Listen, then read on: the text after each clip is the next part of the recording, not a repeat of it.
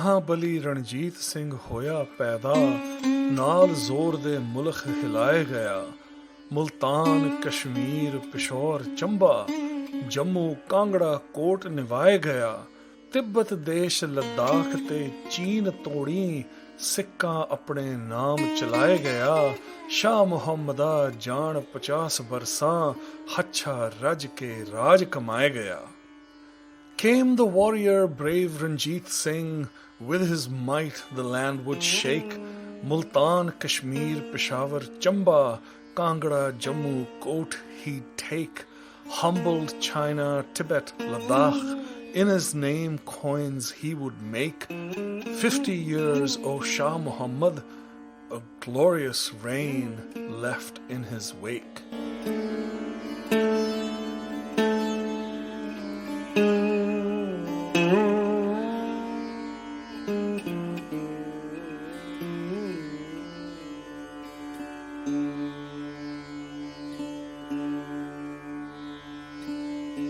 In 2020, the BBC World Histories magazine conducted a poll, asking its readers to vote for the greatest leader the world had ever known. A panel of eminent historians put together a list of great leaders that included names such as Winston Churchill, Abraham Lincoln, Queen Elizabeth I, Joan of Arc, the Emperor Akbar, and Alfred the Great.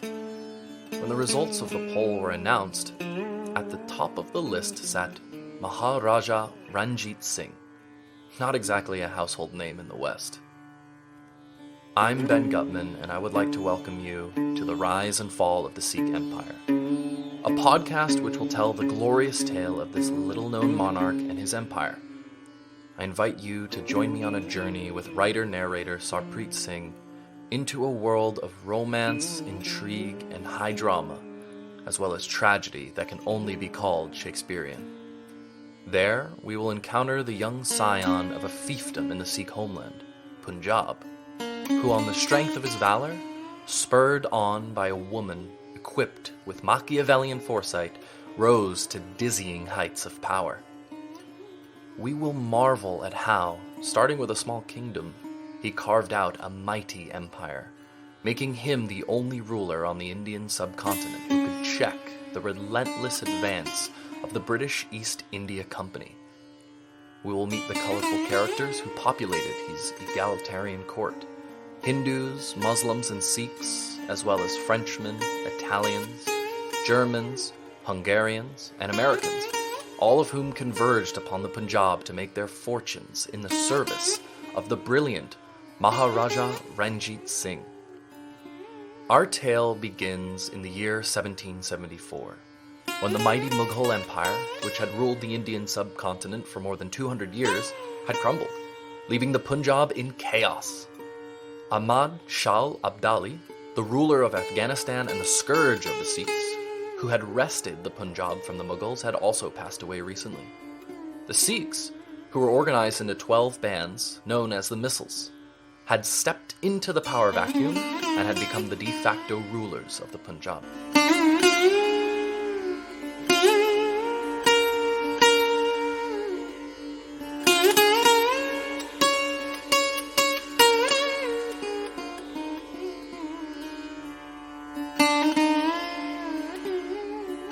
The old man looked fondly at the handsome young man riding beside him, resplendent in his wedding finery.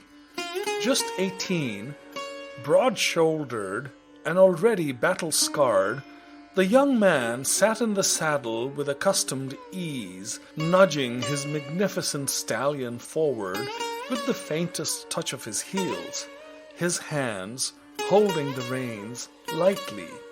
"Your Kalgi makes you look like a young king, Maha Singh," said the old man with an indulgent smile, his eyes drawn to the magnificent aigrette that adorned his protégé's turban. "It's a pity that Charat Singh is not here. He would have been so proud today." A shadow flitted across the young man's face at the mention of his father, and he nodded as his eyes met the older man's. Jai Singh Kanhaiya was an old man, but he sat absolutely erect in his saddle, with an unmistakably warlike bearing. The heavy sword that swung at his side would have been challenging even for a much younger man to wield, but it continued to serve the grizzled warrior well. Maha Singh addressed the older man as Tayaji, but in age he would have been closer to his grandfather rather than his father. The bridegroom's procession was long and impressive. At its head rode 50 of the finest Shukerchakia horsemen, their matchlocks slung behind their backs. Maha Singh Shukerchakia, the bridegroom, followed with the Kanhaiya patriarch Jai Singh by his side. They were ringed by 24 or so warriors, all mounted on handsome horses, flowers and ribbons braided through the horses' tails to mark the festive occasion. Even though the men were dressed in their finest clothes, they were all heavily armed, each carrying a musket, a sword, and an assortment of daggers. In the ranks of the warriors rode some of the most prominent Kanhaiya chiefs, shoulder to shoulder with Maha Singh's kinsmen and commanders. Gajpat Singh, the extremely handsome and dashing son of Jai Singh, was just behind his father, and to his left, right behind the bridegroom, rode Hakikat Singh, one of the most formidable Sardars in the Kanhaiya ranks, and one of his father's strongest allies. Behind the knot of warriors came a caravan of gaily decorated bullock carts carrying the Shukerchakia and Kanhaiya women. In the first cart, a coveted position unaffected by the dust raised by the rest of the caravan, sat Mai Desa, Maha Singh's mother and the matriarch of the Shukerchakia clan, surrounded by relatives and her maids. It was a joyous day for sure, but she could not help thinking of her late husband, Charat Singh Shukerchakia, who had been one of the leading Sardars in the entire Sikh Panth. Ballads about whose exploits were still sung by bards all over the Punjab to that day. The second cart echoed with the sounds of giggling and occasional peals of laughter. Sardar Kaur, the young bride of Gajpat Singh, chattered incessantly with her companions, who were all around her age. Unlike Mai Desa's cart, which was draped with Kashmiri shawls the color of dust, Sardar Kaur's was decorated gaily with richly embroidered fulkaris. The hands and feet of all the girls, prominent members of the bridegroom's party, were adorned with intricate patterns of henna, which had been applied when they had halted a night before, a short distance from Bhadra Khan, their destination, where the wedding was to take place. Giggling the loudest were her favorite attendants, the twins Man Kaur and Tan Kaur, who, like always, were dressed in identical clothes, relishing the prospect of confusing all the new people they were about to meet at the wedding. They both kept parting the heavy drapes that were designed to keep the dust out of the cart and peeking out, sometimes craning their necks and then retreating sharply whenever they found curious male eyes on them. "Stop it, you silly girls," said Sardar Kaur, the smile on her face softening the rebuke. "If the grandmas in the front carriage see you doing that, we will all get in trouble." And then her curiosity got the better of her, and she asked, "What are you giggling about anyway? Who are you staring at?" "The Shukerchakia boy looks so handsome today," said Man Kaur. "Yes, yes," echoed her twin. "Usually he looks more like a stable boy," she tittered. "But look at him today. Fancy clothes? That plume on his turban? Mano, don't you think he looks even more dashing than Gurbakhsh Paji?" said Tan Kaur saucily, looking at Sardar Kaur out of the corner of her eye. Sardar Kaur snorted and tossed her head. There was no Sikh Sardar who was more dashing than her husband. Her father-in-law, Sardar Jai Singh Kanhaiya, himself had been fabled for his good looks, and she had heard that when he was a lad he had been compared with the Hindu god Krishna, who was renowned for his beauty.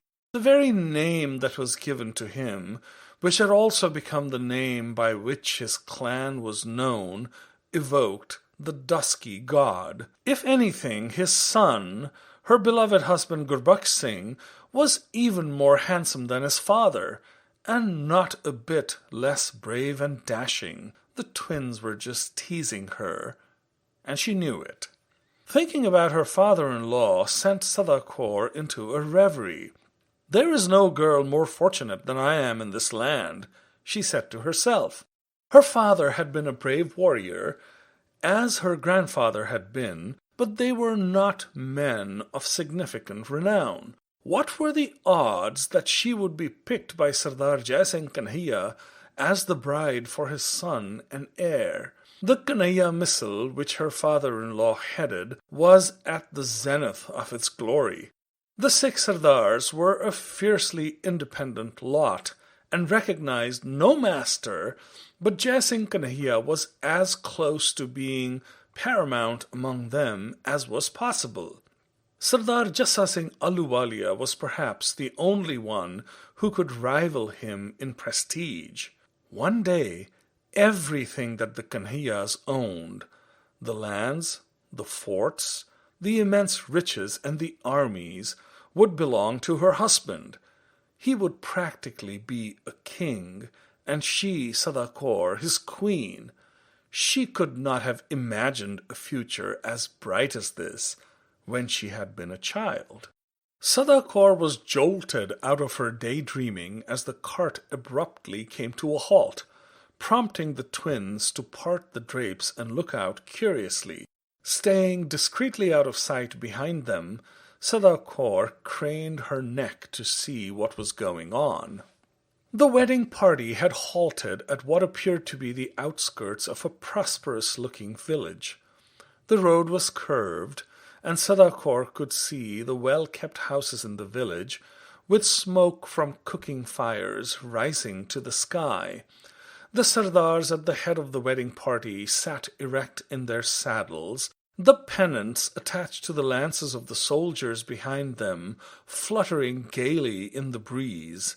On the grassy plain that lay between them and the village was a knot of men, dressed in festive clothes, all of them sporting pink turbans on their heads.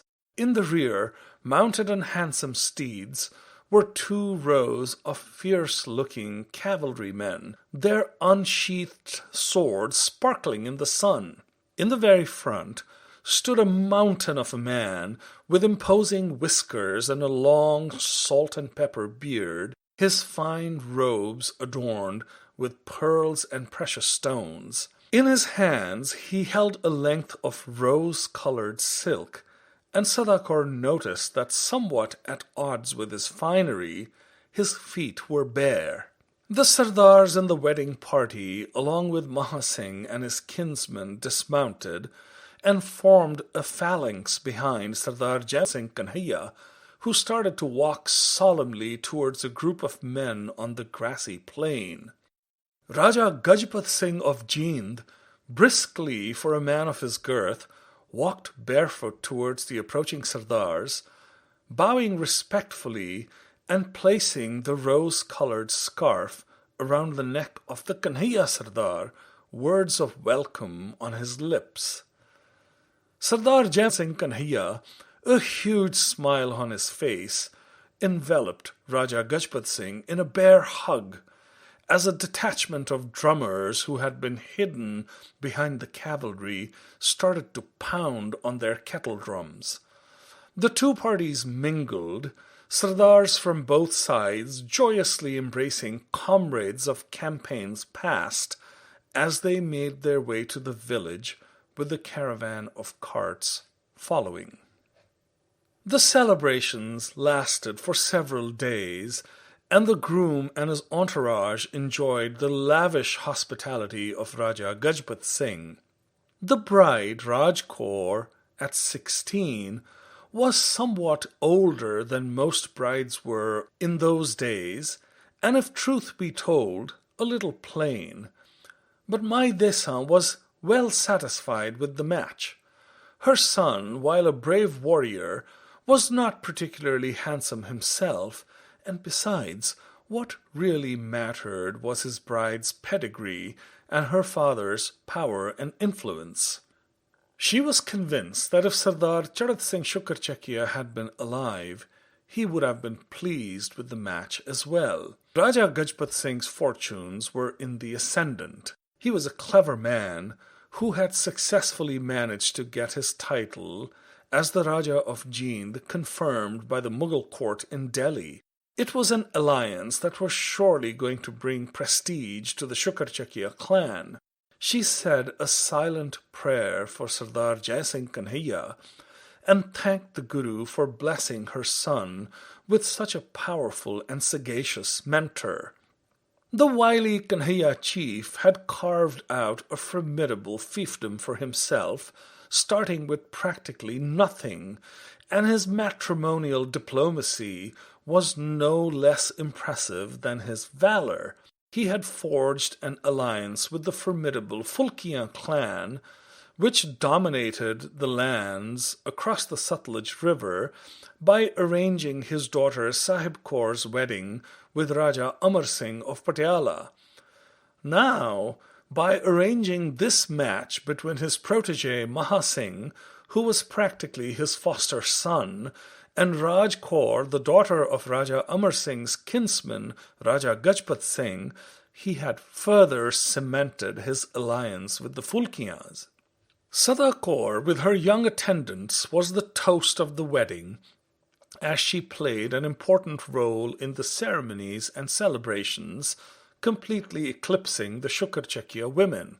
Mai Desa, in her widowhood, had become somewhat aloof and retiring, and she was content to let the young daughter-in-law of her son's mentor take center stage. The handsome Gurbaksh Singh and his vivacious and beautiful wife were the cynosure of every eye at the wedding, prompting Tan Kaur and Man Kaur to mutter darkly about the evil eye.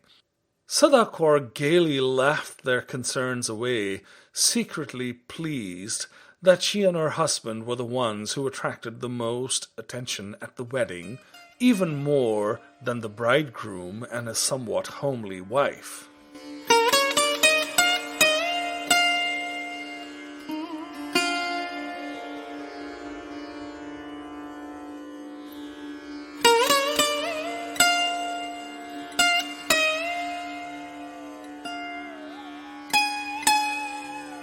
The Queen Mother, Rani Chandrika Devi, had decreed that the period of mourning in Tira Sajanpur was over and that the coronation could take place. 13 days had passed since the demise of her husband, Raja Teg Chand, who had ruled barely for a year after succeeding his legendary father, the late Raja Kamand Chand, as the monarch of Kangra.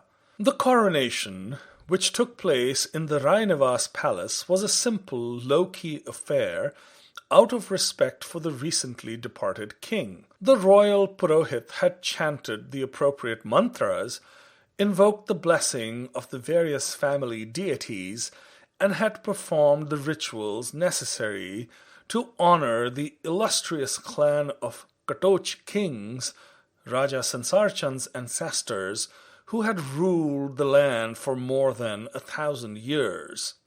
The newly crowned king was a pallid youth who sat uneasily on the wide throne of his legendary grandfather, his forehead daubed in saffron, looking a little comical in the large white turban that adorned his head, and swimming in the opulent silken robes that the Queen Mother had insisted he wear for the occasion. He had the sharp nose of the Katoch clan, but his good looks were marred by a weak and receding chin. His bright eyes, which seemed to carefully size up each courtier that stepped up with the ceremonial nazar to pay his respects, were his grandfather's. The coronation was over, and all the nobles and attendants had left.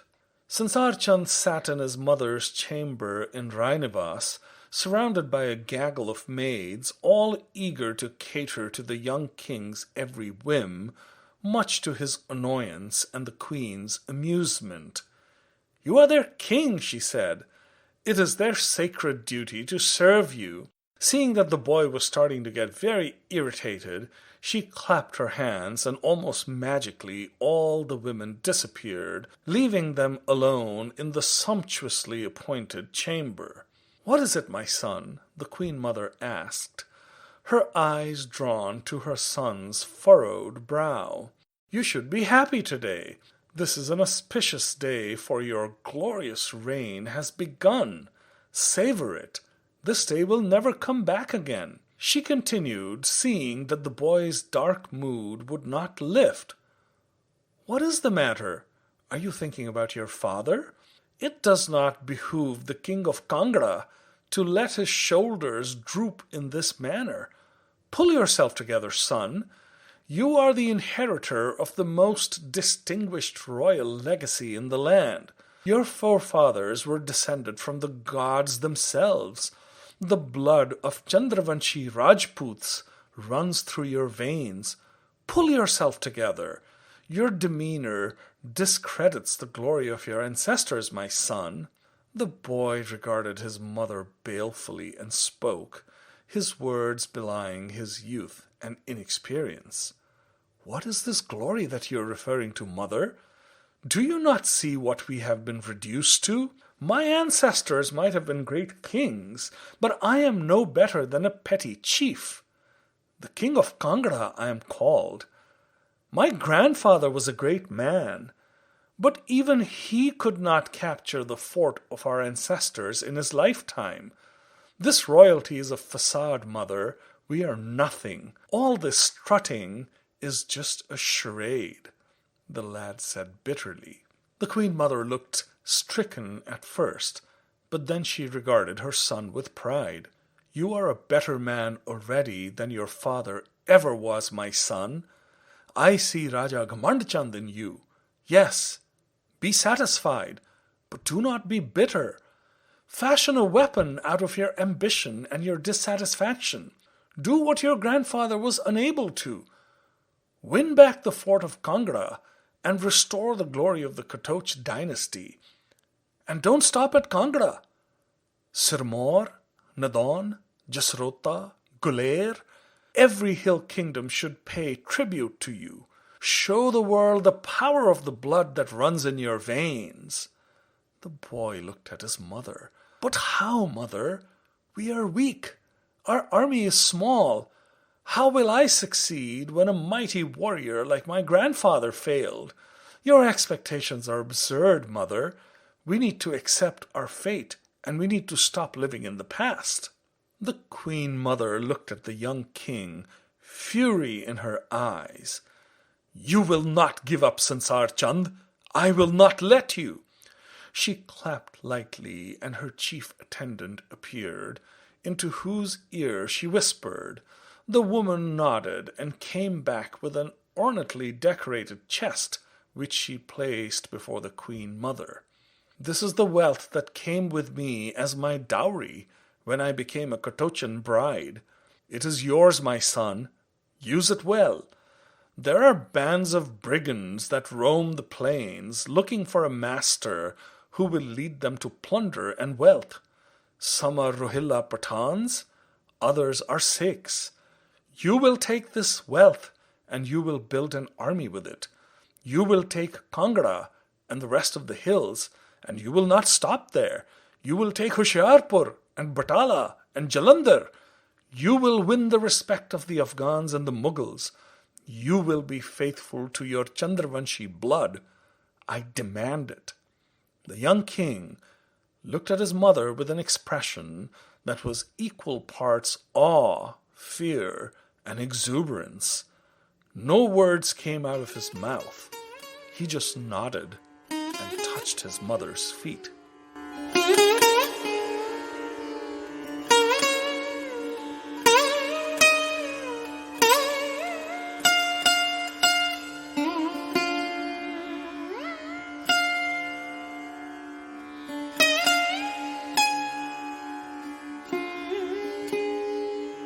Sardar Jai Singh sat on a cot in the upper floor of the Kanhaiya Bunga, enjoying the breeze that wafted through his Spartan quarters.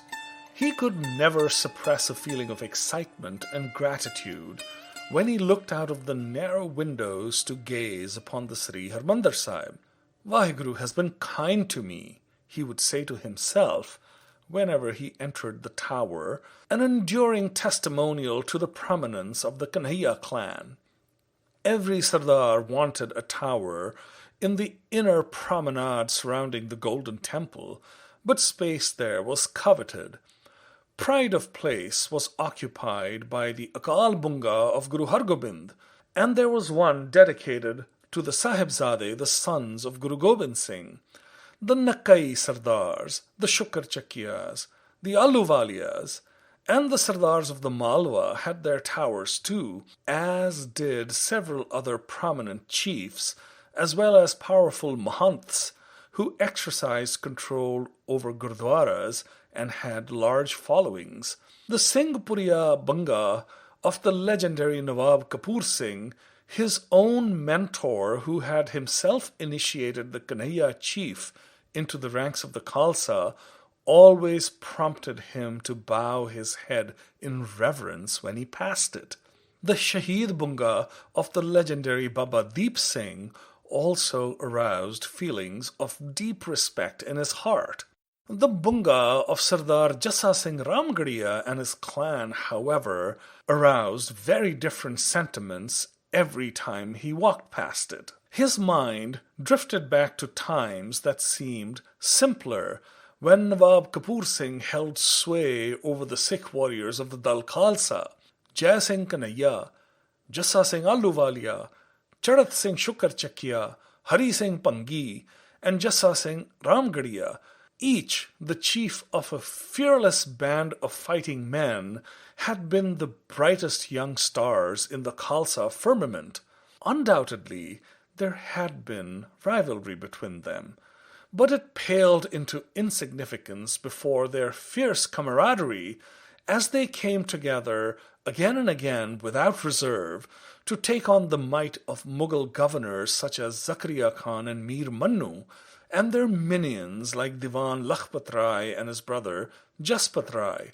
Together, they had fought Ahmad Shah Abdali and his hordes, harrying him, plundering his baggage train, and melting away with mocking laughter on their lips when the Afghans had tried to engage them head to head.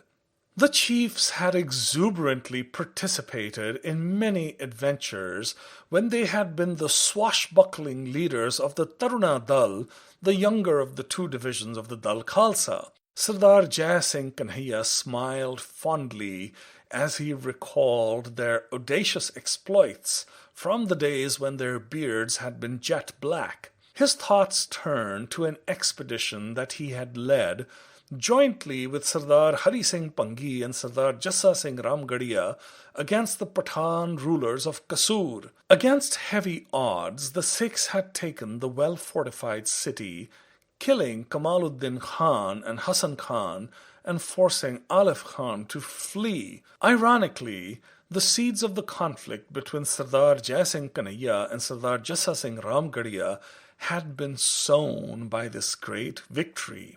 The sack of Kasur had yielded enormous plunder, but there were whisperings that Jassa Singh's brother Mali Singh had stashed away a significant portion, cheating Jai Singh and the other Sardars of their fair share. The divisions only deepened after both Sardars went from strength to strength, constantly expanding the territories they controlled. The Ramgarhia star in particular had been in the ascendant. The brave and ruthless Jassa Singh Ramgarhia, after establishing a larger-than-life reputation through his battles with the Afghan commanders Jahan Khan and Zain Khan, had been steadily acquiring territory in the Jalandhar Doab as well as in the Shivalik hills between the Ravi and the Beas rivers. The rich towns of Batala and Kalanor belonged to him, as did Hoshiarpur, and the Hindu Rajas who ruled Kangra, Haripur, Jaswan, and Datarpur paid tribute to him. Among them had been Raja Ghamand Chand, the proud and ambitious Katoch ruler of Kangra. Irritated by the perfidy of Sardar Jai Singh Ramgarhia and his brother during the sack of Kasur, Sardar Jai Singh Kanhaiya had started to see him as a rival and felt great unease at his territorial expansion and the swelling of his ranks, which had exceeded 10,000 horse. Besides, parts of Batala, which he considered his backyard, were under the control of the Ramgarhias, which was a bitter pill to swallow. Eager to build the fortunes of his own clan, Jai Singh had tried to seize an opportunity to strike when Raja Ghamand Chand had had a falling out with his overlord. The combined forces of Sardar Jai Singh and Raja Ghamand Chand took the field against Jai Singh Ramgarhia, but they were defeated and suffered great humiliation when their camps were plundered. A low-grade conflict continued between the Kanhaiya-Katoch alliance and the Ramgarhias, who managed to hang on to the hill territories, but their efforts to collect revenue were somewhat impaired, much to their annoyance. Sardar Jai Singh Kanhaiya was jolted out of his reverie by a shadow that he saw from the corner of his eye. He turned around, an oath bubbling on his lips, for he had asked his guards that he not be disturbed, but his frown turned into a smile as he beheld his beloved son and heir Gurbakh Singh, followed by his wife Sardar Kaur, who stood a few paces behind her husband, her head bowed respectfully. The patriarch smiled as his son and daughter-in-law approached and bent down low to touch his feet. He placed his hands on both their heads in blessing and stood up. "Is it done, Gurbakh Singh?" he asked his son, his voice betraying the slightest hint of anxiety. The young man smiled broadly. "It is done, Bapuji. The sheds have been completed, and the merchants will start setting up this afternoon. A lump of jaggery has been collected from each merchant, and lads have been assigned to patrol the market." Sardar Jai Singh Kanhaiya nodded approvingly. "You and Hakikat Singh have done well, my son. Katara Kanhaiya will become the most prosperous market in Amritsar, and our family will reap its benefits for generations to come." He turned to his daughter-in-law and pulled out a gold coin from a pouch. "Go to the Sri Harmandir Sahib, child, and make an offering. The Guru has been kind to us." Sardar Kaur nodded dutifully and left, clutching the coin in her hand.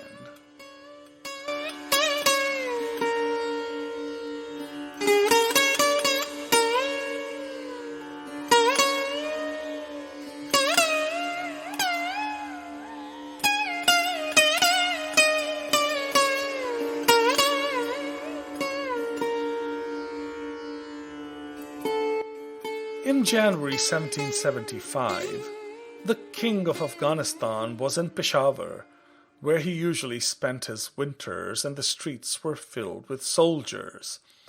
In the northwest corner of the city stood the mighty edifice known as Bala Hisar, built hundreds of years earlier, which had been so named and claimed by the mighty Ahmad Shah Abdali when he took the city. On the throne of Afghanistan sat Taimur Shah, the second son of the late Ahmad Shah Abdali, who had declared his son the heir apparent a few months before his death, without consulting the tribal elders or his important advisers. Taimur Shah's older brother Sulaiman Mirza, the governor of Kandahar, had tried to assert his right to succeed Ahmad Shah Abdali with the support of some of the king's senior-most advisers, including the Grand Vizier or Prime Minister Shah Wali Khan and Sardar Jahan Khan, who was the supreme military commander and also the prince's father-in-law. Taimur Shah, Shah Wali Khan, and Sardar Jahan Khan were all veterans of Ahmad Shah Abdali's Indian campaigns, and Taimur Shah had also been the governor of Lahore briefly. Very different from his late father, who had been a military genius and had been a soldier throughout his life, Temur Shah had been living a life of laziness and opulence in Herat, where he had been appointed governor. Sardar Jahan Khan and Shah Wali Khan had led a rebellion against Temur Shah in support of Suleiman Mirza, but support for the older prince had collapsed and he had fled to India. The two elder statesmen had gone to Temur Shah's camp to beg for forgiveness, but piqued by their support for his older brother, he had denied them an audience and had them executed along with their sons and supporters. Suspicious of the chiefs of his own clan, the Sadozais, and the tribe of Dranis or the Abdalis that they came from, Temur Shah decided to leave Kandahar, his father's capital, which was dominated by the Dranis, and moved his court to Kabul, where he had begun to recruit men from other tribes, such as Tajiks, Hazaras, and Gizlais, into his army in order to free himself from his dependence on the Duranis. One of Ahmad Shah Abdali's strongest allies had been Haji Jamal Khan of the rival Barakzai tribe, who had served the king as vizier and had supported his ascension in return for a promise that the office of vizier would remain in his family. In order to honor his late father's agreement with the Barakzais, Temur Shah had married a daughter of Haji Jamal Khan's, and after his death had appointed her brother Bende Khan as the new vizier. Most of the other important offices, however, had been given to men who were considered outsiders by Temur Shah's own Sadozai clan, which had continued to challenge him even after he moved his capital from Kandahar to Kabul. A couple of years earlier, Jhanda Singh and Ganda Singh, the leaders of the Bhangi Misl, had captured Multan, which was part of the Afghan Empire. Temur Shah had responded to the pleas of Shuja Khan, the former governor, by sending one of his generals, Madad Khan Ishaqzai, to recover Multan from the Sikhs. He had even joined the campaign personally towards the end of 1774, but having got used to the comforts of court, he abandoned it and returned to the Bala Hisar in Peshawar. The court was in session, and Temur Shah sat on a large throne in the royal pavilion, a grand elevated structure with multiple arches. The court was large and oblong, with high walls painted with figures of cypress trees. In the center was a tank of water with multiple fountains. The walls on the side had 3 rows of the royal guard in uniform, with iron-heeled boots that made them sound like charging cavalry each time they marched. Arranged around the court were the officers of the state, the most important standing closest to the king. The important courtiers were dressed in opulent robes, their turbans ornamented and plumed. Behind them could be seen tribal chiefs from all over the kingdom, and further back were the attendants of the royal household in a variety of red or black caps that identified them as officers. The king was magnificently dressed, his robe and his crown ornamented with dazzling jewels. At the foot of his throne, which towered above them, stood a detachment of eunuchs, who stood silently, their eyes scanning the courtiers, the guards, the officials, and the visitors constantly. Seated in the royal pavilion, dressed as resplendently as their father, were Mahmud Mirza, the 10-year-old son of Temur Shah, who 2 years earlier had been appointed the governor of Herat, and his younger half-brother Shah Zaman. Somewhere in the rear of the court, a drum was beaten, but the courtiers paid scant attention, and all eyes remained on the royal pavilion.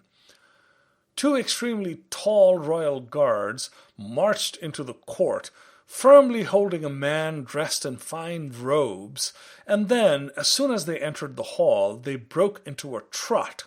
making their hapless captive clutch at his bobbing turban to prevent it from falling. After running a short distance, they came to a halt, and the king's imam, a distinguished-looking older man with a long beard, dressed in spotless white, came up to him and instructed him. The new ambassador from Samarkand to the court of Taimur Shah, in a sonorous voice, said a prayer, invoking Allah's blessings for the king, at the conclusion of which the guards trotted again, the diplomats still secured in their iron grips. After a second prayer, a princely hillat, or robe of honor, was conferred upon the ambassador, and he was dismissed. At the second drumbeat, a tall, fierce-looking man of military bearing was escorted into the court, and after he had presented a nazar or offering to the monarch, he bowed low and was instructed to approach the royal pavilion. "Are you ready, Ursula Khan?" asked the king imperiously. "I am, your majesty," answered the man. "If you permit me, I shall march with 4,000 musketeers immediately to Multan and reinforce Shuja Khan." The king nodded, pleased, as his vassal continued. "My men request the honor of an audience, your majesty," he said. "If you inspect them as they parade and display their marksmanship, it will fire them up and get them ready for battle with the Sikh infidels." "So be it," said Taimur Shah, and a firman was issued authorizing Ursula Khan to bring his battalions into the Bala Hisar to be inspected by the king. Taimur Shah had no inkling of the treachery that was afoot. In Peshawar lived a peer or holy man, Hazrat Mian Omar Baba of Chamkani, who had bestowed the title Durre-Durran, or Pearl of Pearls, upon his father, and had blessed his jihad against the Sikhs. Taimur Shah, who was a libertine and enjoyed his wine in contravention of Islamic law, was disinclined to honor him and had not even gone to his compound to offer his respects. Omar Baba persuaded Faizullah Khan, a tribal chief, to depose the king, who in turn had convinced Ursula Khan, who had been the governor of Sindh, to join the plot. Ahmad Shah Durrani's chief eunuch Yaqut Khan was also persuaded to join the plotters. The royal command to ride to the relief of Shuja Khan in Multan presented a great opportunity, which Ursula Khan decided to seize by obtaining permission for his musketeers to enter Bala Hisar. One afternoon, as the king was taking a nap, 2,500 heavily armed tribesmen under the command of Ursula Khan brazenly marched into Bala Hisar on strength of the king's firman. While Ursula Khan and his men distracted the guards at the parade ground, Faizullah Khan and Yaqut Khan tried to storm the chamber where Taimur Shah was resting. The king, whose nap had been disturbed by the clamor, realized what was happening and summoned his Persian guard, known as the Kizilbash, who managed to capture Faizullah Khan, his son, and Yaqut Khan. While Ursula Khan managed to escape, the other conspirators were summarily executed. Order had been restored in the fort, and the king was in his private chambers, huddled with his closest advisers. The two young princes were in attendance as well. It was clear that Ursula Khan, whose act of treachery had left the whole court speechless, was a dangerous foe who could not be ignored. On this, the council was unanimous, but a thorny problem presented itself. Ursula Khan had gone into hiding in his mountain fort at Hastanagar, from where it would be difficult to dislodge him. The Prince Mahmud Mirza was the one who came up with a solution. "Offer him a pardon, father," the prince said. "Swear on the Quran, if you need to, that his life will be spared, and summon him. Once he is here, Deal with him as you please." His younger brother spoke a little hesitatingly, for unlike Mahmud Mirza, Shah Zaman had neither been on any campaigns, nor had he ever been a part of the royal council before. "That would be dishonorable, brother," he said. "If Baba swears on the Quran that Arsala Khan will not be harmed, then he cannot be harmed." All eyes were on the king's face. The son of Ahmad Shah Abdali was a refined, courtly man with sophisticated tastes. He was as aware as the courtiers that he really didn't live up to the standards that his father, the founder of their dynasty, had set. He looked at his sons and smiled. "Together," he said, "you would make your grandfather proud. You, Mahmud Mirza, are blessed with his wisdom, and you, Shah Zaman, have inherited his compassion and his conscience.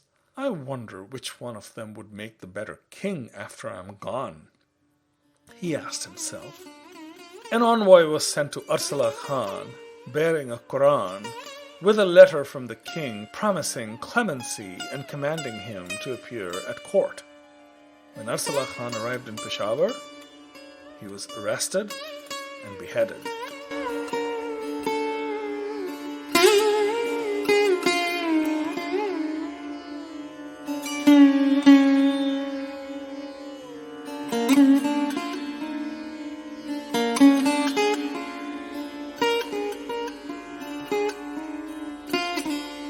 Sardar Jai Singh Kanhaiya looked at his young visitor as if trying to take his measure, and while he had a benign, almost avuncular expression on his face, he was wondering if the young man was like his late father, whom he had despised, or his late grandfather, who he had grudgingly admired. It was ostensibly a social visit, for Raja Sansar Chand, the newly crowned king of Kangra, had journeyed to Amritsar with his mother and his wife Rani Prasanna Devi to pay their respects at the Sri Harmandir Sahib. Sada Kaur had taken the young queen under her wing, and the women from Kangra had spent the entire day sampling the delights of the bazaars of Amritsar. The women had retired, and Sardar Jai Singh was in his quarters at the Kanhaiya Bunga talking to Sansar Chand. The only other person in the room was Gurbaksh Singh, all the other attendants and warriors having been dismissed because of the sensitive nature of the conversation. "It can be done, Sardar Jai Singh ji," said Sansar Chand earnestly. "Saif Ali Khan is dead, and the court in Delhi is not going to respond if you help me take back the Kangra fort, which, as you know, is my birthright. Please help me, and in return, I will help you break Jassa Singh Ramgadia's hold over the hill kingdoms. Both of us have a score to settle with him." His Misl was flourishing, and Sardar Jai Singh Kanhaiya was not overly keen on getting embroiled in a new conflict, but the young king's offer was tempting. The defeat that Jassa Singh Ramgadia had handed him still rankled, and there was no doubt that the passing of the Mughal overlord of Kangra represented an opportunity. "Your grandfather would have been proud of you, Raja Sansar Chand," he told the beaming young man. "The brave warriors of the Kanhaiya Misl will ride with you under Gurbaksh Singh's command." Gurbaksh Singh Kanhaiya marched north with a detachment of cavalry intent on restoring Kangra fort to Sansar Chand and expelling the Ramgadiyas from the hills. Before engaging Jivan Khan, the son of Saif Ali Khan, in battle, the young chief decided to go on a reconnaissance mission to gauge the strength of the fortifications. He was much impressed by what he saw. The fort, perched on the summit of a tall mountain, looked truly formidable, with its 23 bastions. It stood on a narrow strip of land where the Manjhi and the Bangaga rivers met. Its thick walls, which seemed to extend for at least 2 miles, looked impregnable, but the real strength of the fort lay in the cliffs which overhung the Bangaga, towering to a height of several hundred feet. The only way to access the fort was the road on a narrow ridge that led from the town, crossing a deep ditch that had been carved out of the ridge at the foot of the walls of the fort. One look at the fort was enough to tell Gurbaksh Singh why all of Ghamand Chand and Sansar Chand's efforts to capture it had been a failure. Only a fool would lay siege to Kangra fort, he said to himself, recalling the old saying that whoever holds Kangra fort holds the hills. He decided to take a different approach and sent an envoy to Jivan Khan, who graciously invited him to visit the fort. He passed through the first gate or fatak, guarded by a contingent of Mughal warriors, and passed through the Ahini Darwaza, covered with plates of iron, and the Amiri Darwaza, followed by the Jahangiri gate, and then the Andheri gate, which led to a long vaulted passage. Passing through the Darshani Darwaza, he entered a courtyard where stood several stone temples dedicated to Hindu and Jain deities. The Mehlon ka Darwaza led to the palace, which was built at the highest point on the hill. There he met with Jivan Khan. The young Kanhaiya chief managed to convince Jivan Khan that resistance was futile. However, instead of turning the fort over to Sansar Chand, Gurbaksh Singh decided to keep it for the Kanhaiya Misl. A frustrated Sansar Chand swore that he would kill himself before ever trusting a Sikh chief again. Sardar Jai Singh Kanhaiya was much pleased with his son's successful capture of Kangra, which brought great prestige to their Misl. His ally Hakikat Singh had already established control over the kings of Jasarota, Basholi, and Jammu, and with the capture of Kangra fort, other kings and chiefs in the hills sought alliances with him as well. The consequent weakening of Jassa Singh Ramgarhia's hold on the hills was a particular source of satisfaction for the Kanhaiya patriarch. The beleaguered Jassa Singh Ramgarhia managed to make matters worse for himself. There had already been bad blood between the Ramgarhia chief and Jassa Singh Ahluwalia, who was paramount among the Sikh chiefs. In 1775, Jassa Singh Ramgarhia's brothers, Kaushal Singh, Mali Singh, and Tara Singh attacked Jassa Singh Ahluwalia, who had been out hunting near Gurdaspur, and captured him.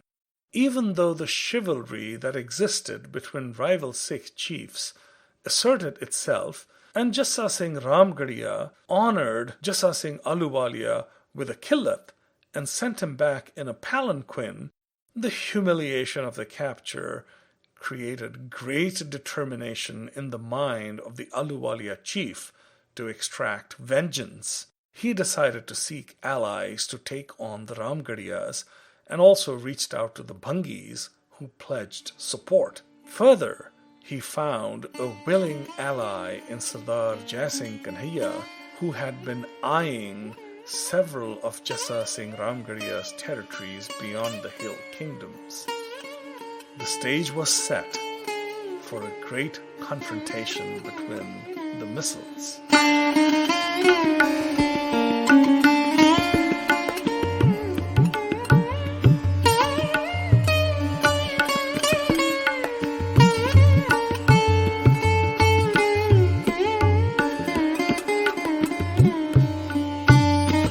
The rebellion of Omar Baba, Faizullah Khan, Yaqut Khan, and Arsala Khan ended, but Taimur Shah was not a man at peace. Chiefs all over the kingdom, aware that he was not as powerful as his late father, constantly tested him, as a result of which he had to deal with one rebellion after another. His territories across the Indus were of particular concern, for the Sikhs had been going from strength to strength and increasingly exerting control over his possessions. A visitor from Multan arrived at Taimur Shah's court in Kabul. It was Muzaffar Khan, the dashing young son of Shuja Khan Sadozai, a kinsman and former governor of Multan. Muzaffar Khan came bearing a petition from his father, who asked for the king's support in ousting the Sikhs from Multan. After the king had recalled his general, Madad Khan Ishaqzai, the Sikhs had reasserted their control over the city, and Bhangi chief Ganda Singh had installed Diwan Singh Chachowalia as the Kiladar or commander of Multan. Intent on fighting more important rebellions, Taimur Shah heard the petition and dismissed Muzaffar Khan with a purse of 5,000 rupees. A dissatisfied Shuja Khan travelled to Kabul himself, and for his efforts was formally invested with the title of the Nawab of Multan. The king commanded the Nawab of Bahawalpur, also his vassal, to attack Multan to dislodge the Sikhs, and sent Madad Khan Ishaqzai with an army of 3,000 men. The combined force took the city and laid siege to the fort, where Diwan Singh held out for 18 days until Ganda Singh Bhangi arrived with reinforcements and broke the siege. Both Muzaffar Khan and the Nawab of Bahawalpur fled with the Bhangis in hot pursuit. Another rebellion prompted Taimur Shah to recall Madad Khan yet again, and the coalition against the Sikhs crumbled, leaving them in control of Multan. Shuja Khan died a broken man. Taimur Shah would have to wait for several more years before he was able to wrest control of Multan back from the Sikhs again.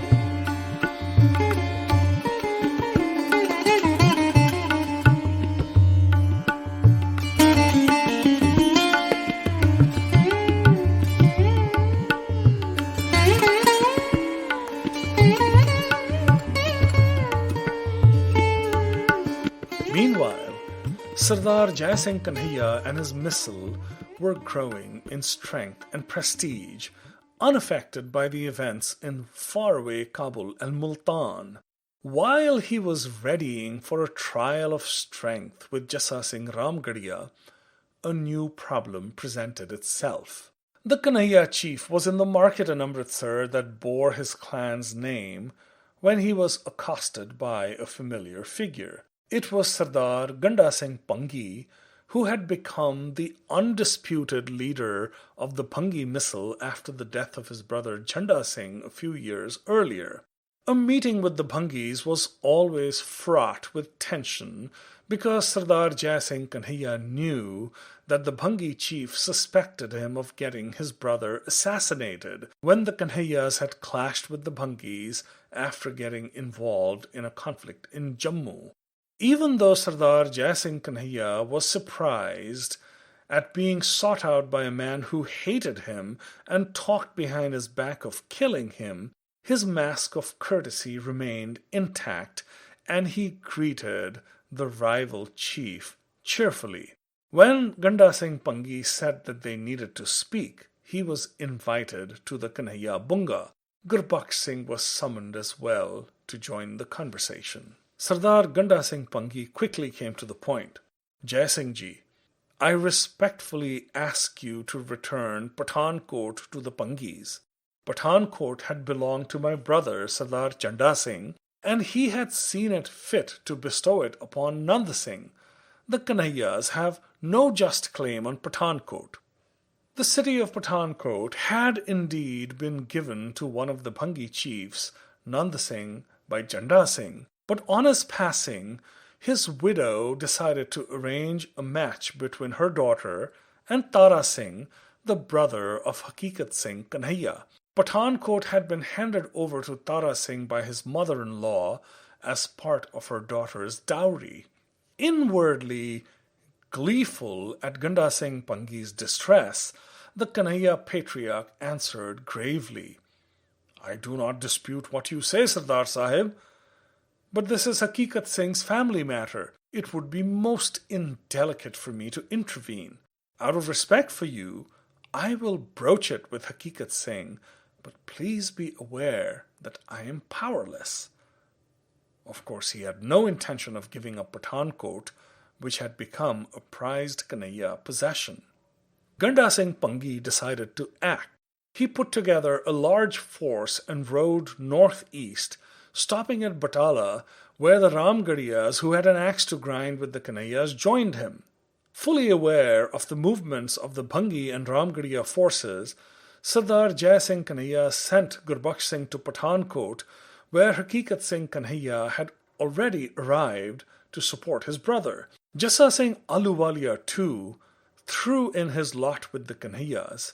An inconclusive battle was fought at Dinanagar, during which Ganda Singh Bhangi took ill and died. There were unconfirmed rumors that he had been poisoned, but regardless of the cause of his death, the coalition collapsed and the Bhangi slunk away. The Kanhaiya star had never shone so brightly, and it seemed that they would soon eclipse all the other Misls in power, territory, and wealth.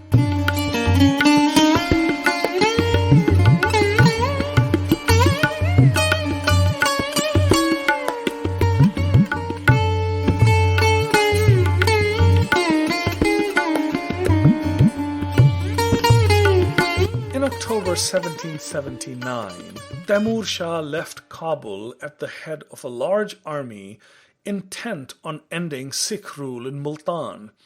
He arrived in Peshawar and sent an envoy, Haji Ali, to Multan, demanding that the Sikhs submit to him.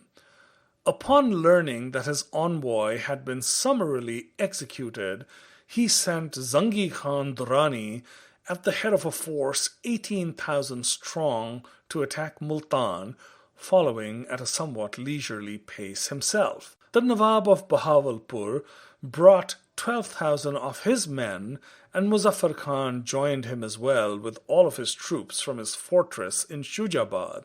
The siege of Multan began with Diwan Singh Chachowalia holding out for more than a month. A Bhangi force consisting of 12,000 cavalry arrived from Lahore to relieve Diwan Singh, but finding the city surrounded by a large force, wheeled around and attacked Shujabad instead. Muzaffar Khan immediately gave chase and rushed back to defend Shujabad. The area was hit by a severe dust storm, and then, in the confusion, Muzaffar Khan managed to capture a Sikh drummer. The hapless captive was commanded to play the beat that would summon his comrades, which he did on pain of death, leading the Bhangi forces to a terrible slaughter.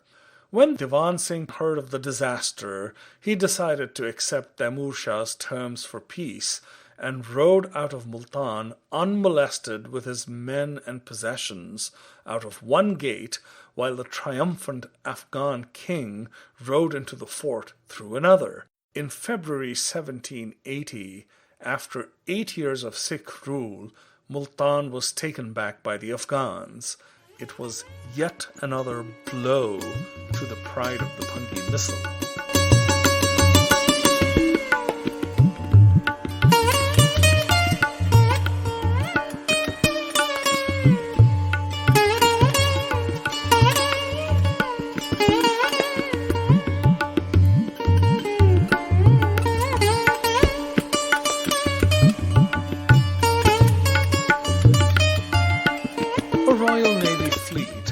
Led by HMS Superb, under the command of Sir Edward Hughes, had just dealt a crushing blow to the fleet of Nawab Hyder Ali of Mysore in the Battle of Mangalore.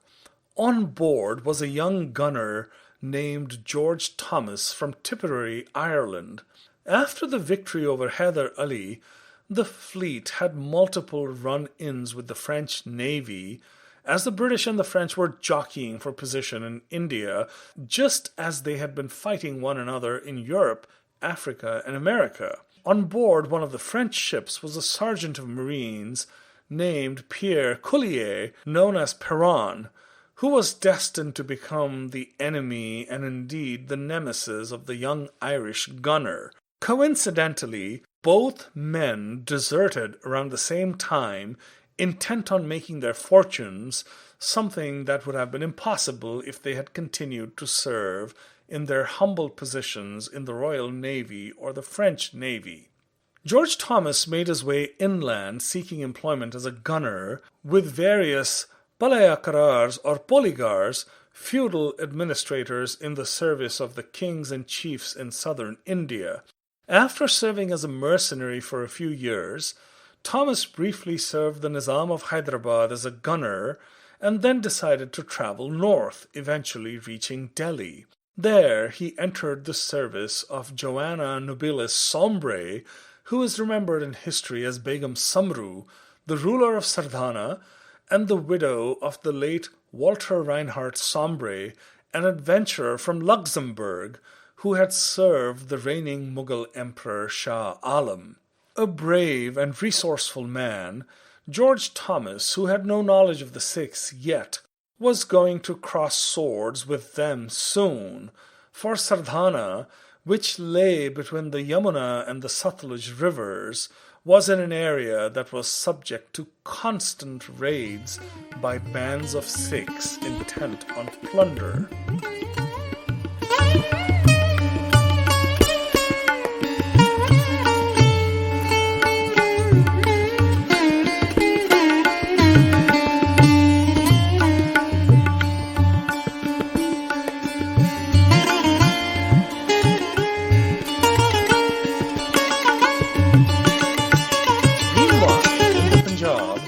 Sardar Jai Singh Kanhaiya was ready to strike a decisive blow in his war of attrition with Jassa Singh Ramgarhia. Jassa Singh Ramgarhia had crossed the Satluj and had found an ally in Raja Amar Singh of Patiala, who had given him Hisar and Hansi as his Jagir or estate.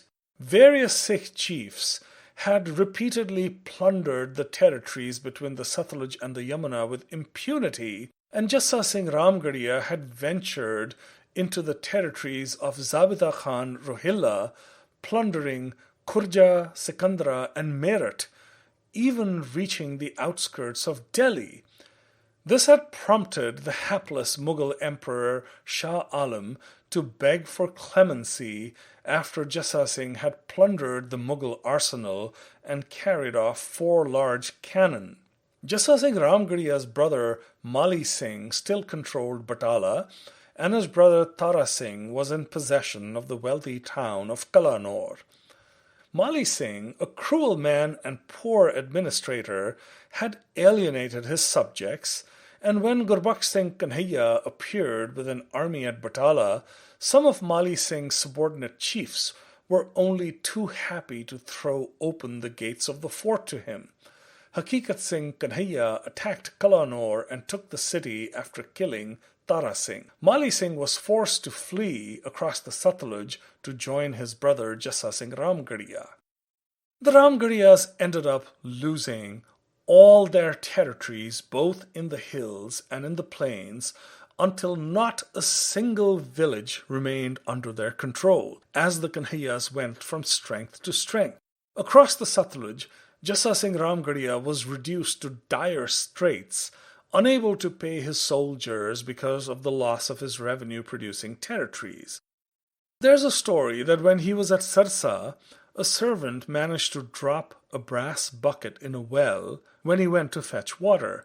A diver who was sent in to retrieve the bucket found 4 boxes of gold coins worth 500,000 rupees.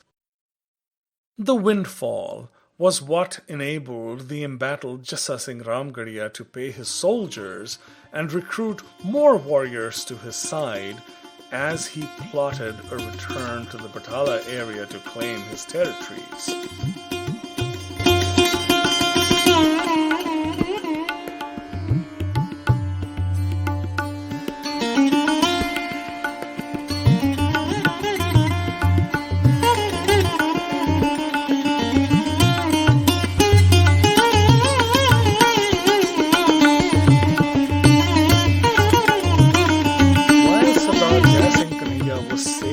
Success against Jassa Singh Ramgarhia, to the northwest of Amritsar in Gujranwala, his young protege was starting to come into his own.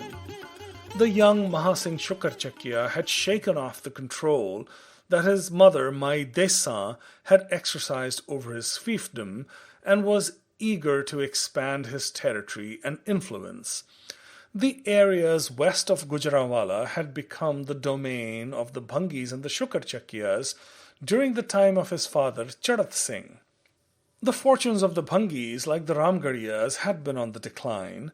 Their great leaders, Hari Singh, Chanda Singh, and Ganda Singh, were long gone, and Ganda Singh's son, Desu Singh, who was in command, was not a strong leader. The loss of Multan to Taimur Shah had further eroded the prestige of the Bhangis, and Maha Singh saw a clear opportunity. First, he started nibbling away at Bhangi territory, taking Isa Khel, Musa Khel, Sahiwal, and Bhera, and then attacking Pindi Bhattiya and Jhang and capturing Takhat Hazara. One of the important chiefs in the Bhangi Misl was Gujjar Singh, who had been a comrade of Charat Singh Shukerchakia's. His son, Sahib Singh Bhangi, was married to Maha Singh's sister, but despite being relatives, they were often at odds with one another.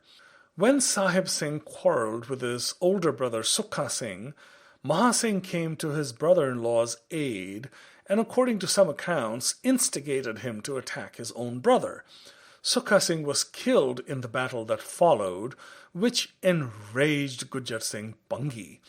But he decided to forgive his son when he expressed remorse. However, his anger at Maha Singh, who he deemed responsible for his older son's death, did not subside. Sardar Jai Singh Kanhaiya was much pleased when Maha Singh and his wife Raj Kaur arrived unexpectedly at the Kanhaiya Bunga. While Sardar Kaur entertained the women in the party, the Kanhaiya patriarch huddled with his son Gurbaksh Singh and Maha Singh, who had come with a proposal under the guise of visiting the Sri Harmandir Sahib. "The Chattas are getting troublesome, Chachaji," said Maha Singh. "The Bhangis can't control them any more. I have word that Ghulam Muhammad took the Bhangiyan di Top and has been bragging that he is going to get rid of the Kafirs once and for all." Maha Singh was referring to the legendary cannon, the Zamzama, which had been owned by Ahmad Shah Abdali and had been used to great effect in the Battle of Panipat. The Chattas were a powerful tribe who, like the Sikhs, had profited from the decline of Mughal authority in the Punjab. They had fortified the towns of Manchar, Alipur, and Rasulnagar and had successfully defended them against both the Mughals and the Afghans, prompting Ahmad Shah Abdali to confirm their territories in a strategic move to check rising Sikh power in the region. At the time of Charat Singh's passing, they had controlled more than 100 villages around Wazirabad, only a few miles from the Shukerchakia stronghold at Gujranwala. The chief of the Chattas at that time was Ghulam Muhammad, who was a bold man and a good administrator. Sardar Jai Singh Kanhaiya pondered Maha Singh's words carefully. "I agree with you, Barkhurdar. Ghulam Muhammad needs to be brought to heel before other Muslim chiefs start to challenge the Khalsa Panth. But surely this is something that Gujjar Singh Bhangi needs to take care of. Are they not his subjects?" "You are right, Chachaji. But Sardar Gujjar Singh will do nothing because the Chattas flatter him even as they rob him, and he hopes that they will stay loyal to him.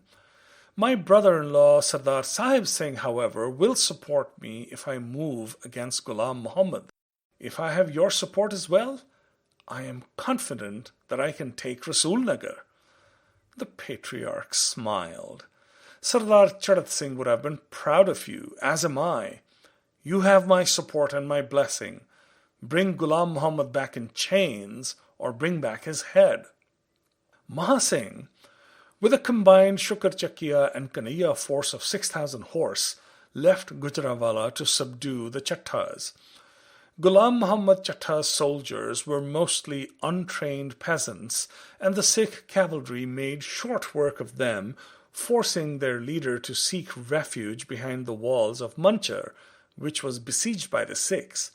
Ghulam Muhammad Chattha held out for 4 weeks, but decided to surrender when an offer of clemency was made. Like many a Muslim chief who had been defeated in battle, he asked for safe passage to Mecca, which was promised. However, he was shot dead after he surrendered. Relations between the Shukerchakias and Bhangis were further strained during the conflict with the Chattas.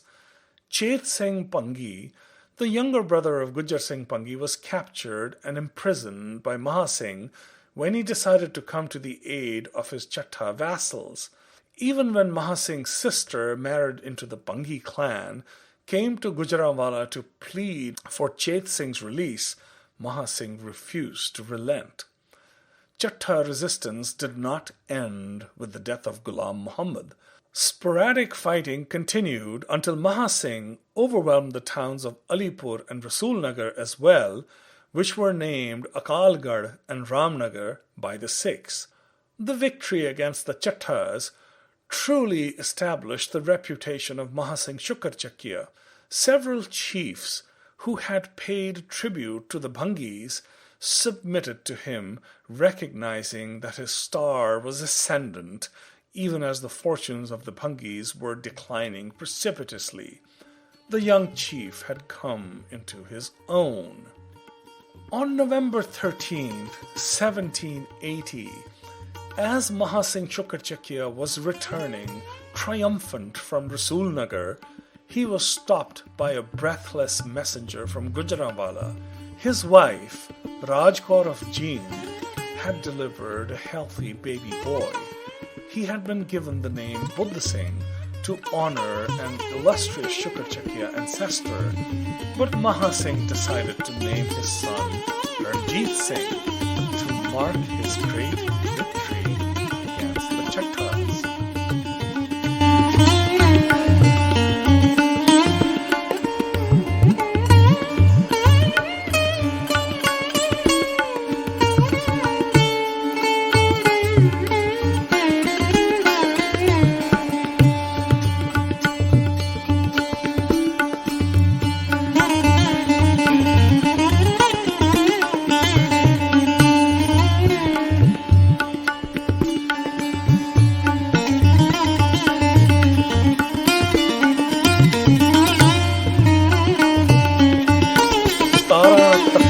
ਸ਼ੇਰ ਦਾ ਝਰੇ ਆਕਾਸ਼ੋਂ ਨੂਰ ਭਰਿਆ ਗਿਆ ਅਨੋਖੜਾ ਮੰਡਲ ਵਿੱਚ ਸਰੂਰ ਨੂਰਾਂ ਨਾਤੀ ਪ੍ਰਿਥਵੀ ਨੂਰਿਆ ਆਕਾਸ਼ ਪੁੰਨ ਜਾਗੇ ਪੰਜਾਬ ਦੇ ਖਿੰਡਣ ਲੱਗੀ ਬਾਸ ਤਾਰੇ ਲੁਕ ਰਹੇ ਚੜ ਰਿਹਾ ਸੋਹਣੇ ਬੰਨਾ ਸੂਰ ਬਲਕੇ ਫੁੱਲਾਂ ਤੇ ਪੈ ਰਹੀ ਚਾਂਦੀ ਭੂਰ ਮਹਾ ਸਿੰਘ ਦੇ ਆਂਗਣੇ ਰੌਣਕਾਂ ਚੜੀਆਂ ਆਨ ਜੰਮਿਆ ਸ਼ੇਰ ਪੰਜਾਬ ਦਾ ਤਾਰਿਆ ਸੁਲਤਾਨ Upon the stars I fix my gaze, incandescent is the sky, exhilaration fills the world, halcyon calm, contentment nigh. In the glow wash the earth, the heavens too they are aglow, the virtues of Punjab arise, freely does their fragrance flow, but hark the stars begin to hide, as starts to rise the golden sun, dainty drops their color silver, cover each petal every one. In the home of Maha Singh, verily a flood of joy, a lion has been born today, Sultan incarnate is the boy. With these words, the poet Avtar Singh Azad imagines the boundless joy that the birth of a healthy son brought into the home of Sardar Maha Singh Shukerchakia. The boy in whose veins flowed the blood of Sardar Jai Singh Shukerchakia and Raja Gajpat Singh of Jind was destined for greatness.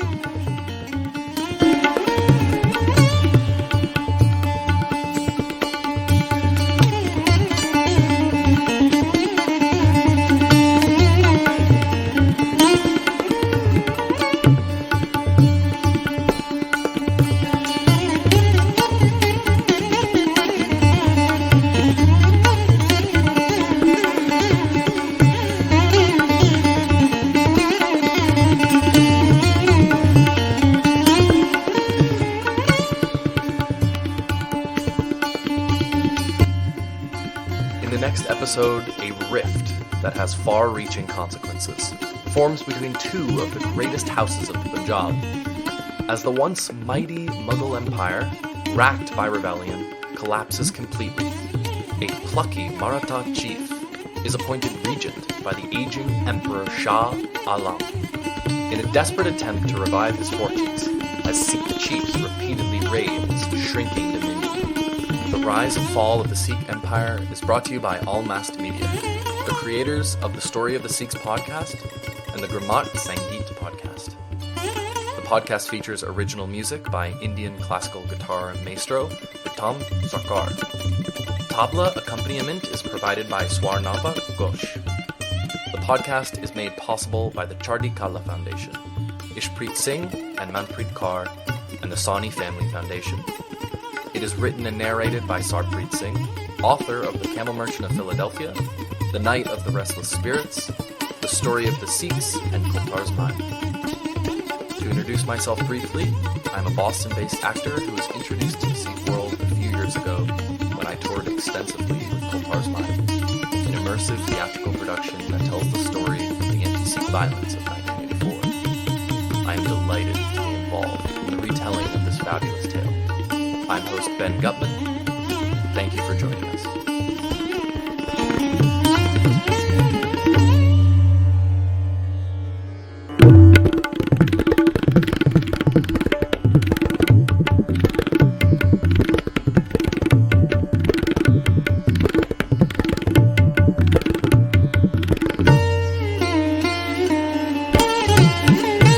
Several listeners of the Story of the Sikhs podcast have expressed great interest in learning about the references that were used while writing the episodes. At the end of each episode of the rise and fall of the Sikh Empire, we will share a list of works that the particular episode is based on. References for this episode are Avtar Singh Azad, Mahabali, Shah Muhammad, War Shah Muhammad, also known as the Jungnama, Lepel Griffin, the Rajas of the Punjab, Prem Singh Hoti Mardan, Khalsa Raj de Usariye, Surjit Singh Gandhi, Sikhs in the 18th Century, Hutchinson and Vogel, History of the Punjab Hill States, Volume 1, Venushri and Puneet Sharma, Tira Sujanpur, an abode of the Gatoch dynasty, Bhagat Singh, History of the Sikh Misls, Gyani Gyan Singh, Tariq Sri Amritsar, Dalbir Singh, Rise, Growth and Fall of the Bhangi Misl, Lepel Griffin, the Punjab Chiefs, Muhammad Ali, Afghanistan, Jonathan Lee, Afghanistan, a history from 1260 to the present, Mon Stewart, Elphinstone, an account of the Kingdom of Kabul, Volume 1, Christine Noel Karimi, The Pearl in its Midst, Hariram Gupta, History of the Sikhs, The Sikh Commonwealth, J.D. Cunningham, History of the Sikhs, Ashik Muhammad Khan Durrani, The Last Phase of Muslim Rule in Multan, C.O. Gray and H.L.O. Garrett, European Adventures of Northern India, Sohanlal Suri, Umdat ut Tarikh, Daftar 2, Edward Lincoln, Punjab District Gazetteers, Gujranwala District, Bikramjit Hasrat, Life and Times of Ranjit Singh.